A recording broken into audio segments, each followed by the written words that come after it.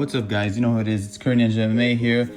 Technical difficulties kept me from really getting videos out, but we power through it. That's neither here nor there. Just like and subscribe, and comment on what your thoughts of these matchups are. If you got any good bets going, if you're excited for the fights, whatever, man. Let me know if you want to see anything. Now let's get down to nitty gritty. I'm just so many technical difficulties, so I'm just been trying to power through this. But anyway, talking about Cannonier versus Israel Adesanya here. Now, I'm gonna be honest, this is kind of like MMA, anything can happen, so I don't want to say it's a clear-cut fight, but I mean, this is kind of, at least on paper, this is a hard fight to talk about in the sense that we're all kind of going with the same narrative. I assume. I mean, on paper, you think, okay, it's two strikers, and obviously you see the advantages are kind of clear cut, right? Advantages and disadvantages are clear cut for both sides, right? So I want to talk about a little bit, look, the narrative here, we can talk about Jared's puncher's chance, basically, right? So that's not really good. Now, but if you look at the odds, when I took notes in my memo on my phone, and at that time it was like minus 400 or something like that. I like using decimal odds though.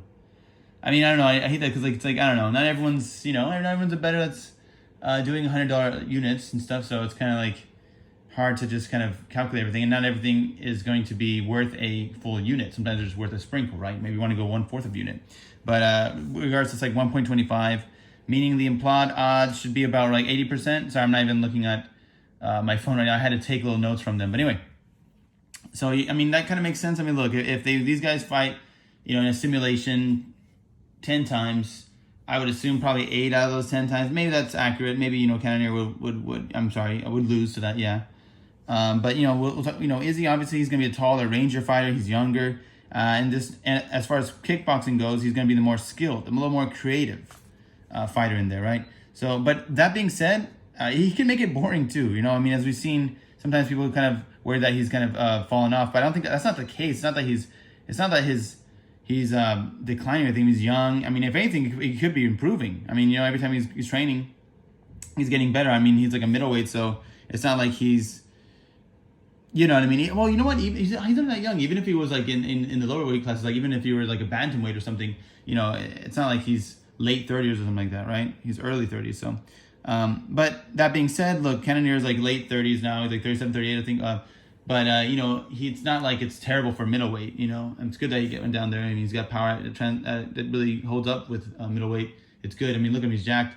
And so, I don't want to give too much, but at the same time, with Cannonier, you kind of know what you're going to get. You know what I mean? Like when he beat Brunson there, has these nice quotes said, he turned blonde Brunson to blood Brunson, because, obviously the red blood getting into his hair.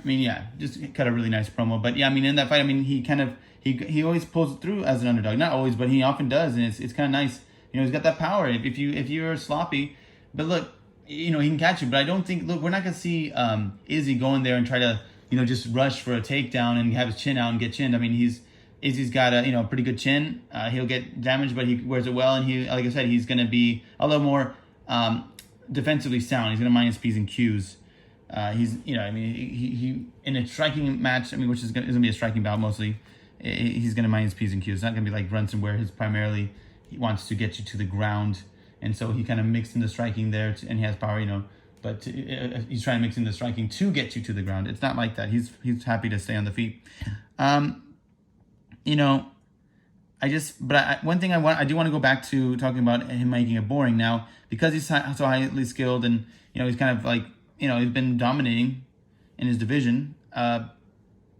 He's kind of he knows he can take runs off. Like with the infamous Yoel Romero fight. That was just like so boring. He could have though. It's weird because Yoel Romero, like, he landed one good punch. He caused that welt above his eyebrow, and it's like he did the most damage. But that's why it's like, okay, he has the power. I'm not gonna get in boxing range here. I'm just gonna low kick him. I'm gonna kind of walk around, low kick, run away. And so he just has to do it. And I think. Who knows? Maybe we could unfortunately see something like that with Cannonier. I think Cannonier will maybe have a little more forward pressure, but as the fight goes on, I do feel like Izzy's gonna have more success because Cannonier. It's not like he has a terrible gas tank, but look at him. He's holding muscle. He knows what to do. Just like Romero, they'll land power punches, but then they'll conserve their energy, right?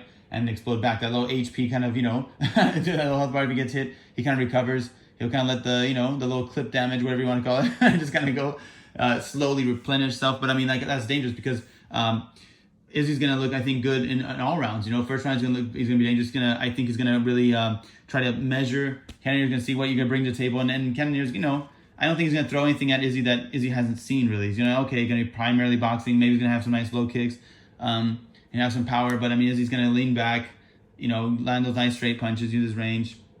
Get a little more creative with the kicks. A nice little kind of like a little switch kick up there.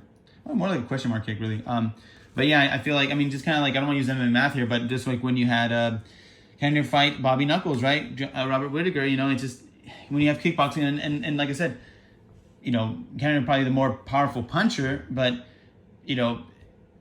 Bobby Knuckles it's just a little more finesse with the strike. He's going to, get that high kick up there, and he broke Cannonier's arm, and I feel like we're going to see something similar in that. So it's kind of tough how you play this. I mean, Izzy, it's tough. I mean, that's a lot of juice, man. He's gone up. He's going to keep going up. It's going to be everybody's parlay, right?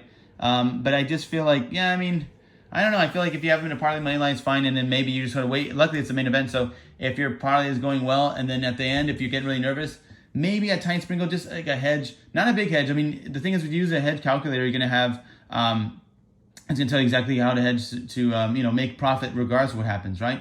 I wouldn't even say that. I would say just sprinkle a tiny bit. I mean, look, it's up to you, but I mean, like, maybe sprinkle a tiny bit on Cannonier. Who knows? You know what I mean?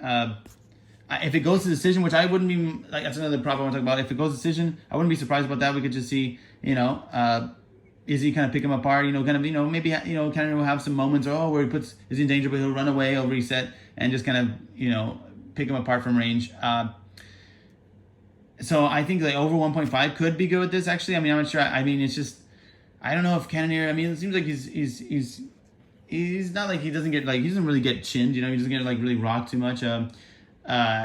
But it could happen, and then, maybe Cannonier does get his best path to victory is getting Izzy out there early, because, as the fight goes on, he's going to have, I just feel like Izzy's going to be able to read him even better and better. And of course, the cardio might be taking a little hit after that, the later rounds, the championship rounds, man,